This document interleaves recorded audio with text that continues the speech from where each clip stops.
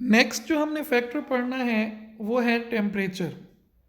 तो ली Chatelier principal का third factor हम पढ़ने लगे हैं, effect of change in temperature.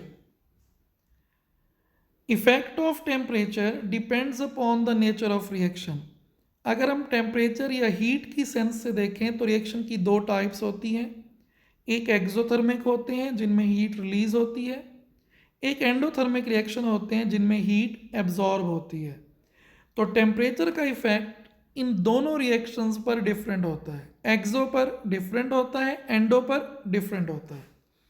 So according to Le Chatelier principle, decrease in temperature favors the exothermic reaction, means decrease in temperature will shift the exothermic reaction in forward direction। यानी temperature कम करें तो वो exothermic को favour करता है क्योंकि पहले उसमें हीट रिलीज हो रही है। तो अगर कोई रिएक्शन एक्सोथर्मिक है, आप टेम्परेचर कम करोगे तो वो फॉरवर्ड होगा। दूसरा है increase in temperature favors endothermic reaction, means increase in temperature will shift the endothermic reaction in the forward direction। तो यहाँ से हमें पता चल गया एक्सोथर्मिक रिएक्शन में टेम्परेचर कम करने से वो फॉरवर्ड होता है क्योंकि उसमें पहले हीट रिलीज हो रही है तो उसको मज़ीद हीट नहीं चाहिए। और एंडोथर्मिक रिएक्शन में टेम्परेचर बढ़ाने से वो फॉरवर्ड होता है क्योंकि एंडोथर्मिक को हीट चाहिए होती है। तो ये डिफरेंट रिएक्शन पर डिफरेंट इफेक्ट है। एग्जाम्पल्स अगर हम देखें तो CO प्लस H2O रिएक्ट करती है, CO2 और H2 बनता है, ये एक्सोथर्मिक रिएक्शन है।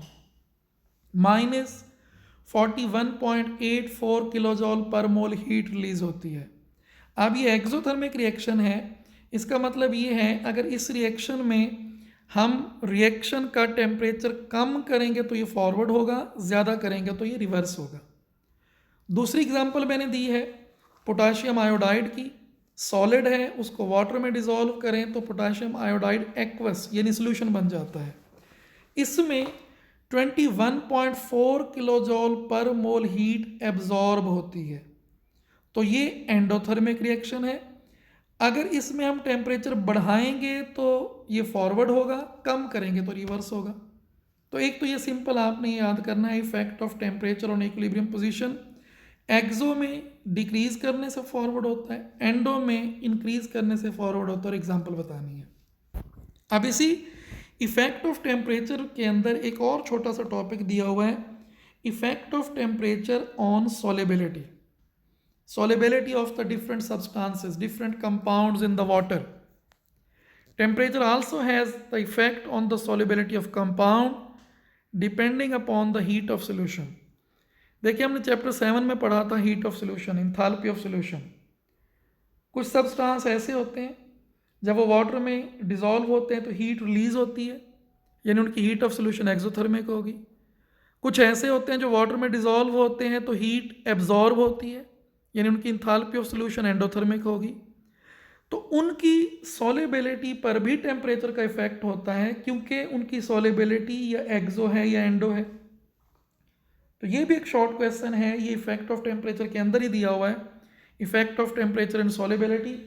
उसमें आप 3 पॉइंट बना लेंगे। Number 1, compounds having enthalpy of solution exothermic. तो जिनकी इंथैल्पी ऑफ सोल्यूशन एक्सोथर्मिक है, टेम्परेचर कम करने से सॉल्युबिलिटी बढ़ेगी, टेम्परेचर बढ़ाने से कम होगी। उसको आप as a exothermic reaction deal करोगे जैसे मैंने ऊपर पढ़ाया है। दूसरी हेडिंग बनाओगे compound having enthalpy of solution endothermic. अब जिसकी इंथैल्पी ऑफ सोल्यूशन एंडोथर्मिक है उसकी इंथैल्पी टेम्परेचर बढ़ाने से इंक्रीज होगी क्योंकि आप उसको एंडोथर्मिक रिएक्शन कंसीडर करोगे। और तीसरा केस पढ़ोगे compounds having enthalpy of solution nearly equal to zero. Compounds having enthalpy of solution nearly equal to zero. कुछ ऐसे भी कंपाउंड होते हैं जिनको जब वाटर में डिसॉल्व किया जाता है तो ना हीट रिलीज होती है ना हीट एब्जॉर्ब होती है, like NaCl। So temperature has no effect on the solubility of such substance. इनकी सॉल्युबिलिटी पर टेम्परेचर का कोई इफेक्ट नहीं होता। तो एक तो हम ये ली शैटलियर प्रिंसिपल में पढ़ते हैं इफेक्ट ऑफ टेम्परेचर। इसी के अंदर एक मैंने आपको शॉर्ट क्वेश्चन पढ़ाया, what is effect of temperature on solubility. उसमें 3 हेडिंग बनाई है, compounds having enthalpy of solution exothermic, compounds having enthalpy of solution endothermic, compounds having enthalpy of solution nearly equal to 0। तो ये सेपरेटली आपने याद करना है। नेक्स्ट है जी effect of catalyst on the equilibrium position. Catalyst का क्या इफेक्ट होता है? Catalyst has no effect on the equilibrium position, it just increases the rate of both forward and backward reaction and makes the equilibrium to establish in very short time.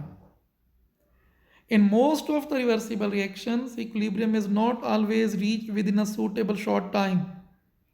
So catalyst is added which speed up the whole reaction and reduces the time of equilibrium. Catalyst का effect क्या होता है? वो ना तो forward को fast करता है ना रिवर्स को फास्ट करता है, बल्कि दोनों को फास्ट कर देता है। तो हम कहेंगे कैटलिस्ट का इक्विलिब्रियम पोजीशन पर या इक्विलिब्रियम कांस्टेंट पर कोई इफेक्ट नहीं होता, बल्कि ये रिएक्शन को स्पीड अप कर देता है।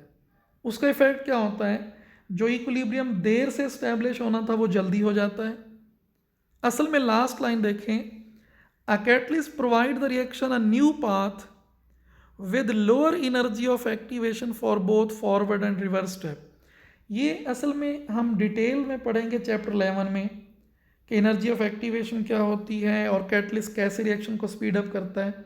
अभी सिर्फ आपने इतना, इसमें आपके माइंड में बड़े क्वेश्चन आएंगे, फिलहाल आपने सिर्फ इतना पढ़ लेना है कि कैटलिस्ट फॉरवर्ड और रिवर्स दोनों को स्पीड अप करके रिएक्शन को फास्ट कर देता है और इक्विलिब्रियम को जल्दी एस्टेब्लिश करवा देता है। बस इतना याद करना है, बाकी जो क्वेश्चन हैं वो आपके चैप्टर 8 में क्लियर हो जाएंगे। तो ये हमने ली शैटलियर प्रिंसिपल कंप्लीट कर लिया, जिसमें हमने effect of change in concentration पढ़ा, effect of change in pressure और वॉल्यूम पढ़ा, effect of change in temperature पढ़ा और इफेक्ट ऑफ कैटलिस्ट पढ़ा। ये लॉन्ग क्वेश्चन है, इनमें से कोई एक इफेक्ट या कोई 2 इफेक्ट ली शैटलियर प्रिंसिपल की डेफिनेशन के साथ बोर्ड के पेपर में पूछे जा सकते हैं। तो आई होप कि आपको ये समझ आ गया होगा। इसको बुक से जब आप स्टडी करेंगे लेक्चर पढ़ने के बाद तो ये सारा कंसेप्ट क्लियर हो जाएगा। ये हमारा आज का लेक्चर था। नेक्स्ट लेक्चर में फिर हम इस ली शैटलियर प्रिंसिपल की आगे इंडस्ट्रियल एप्लीकेशंस पढ़ेंगे। अल्लाह हाफिज़।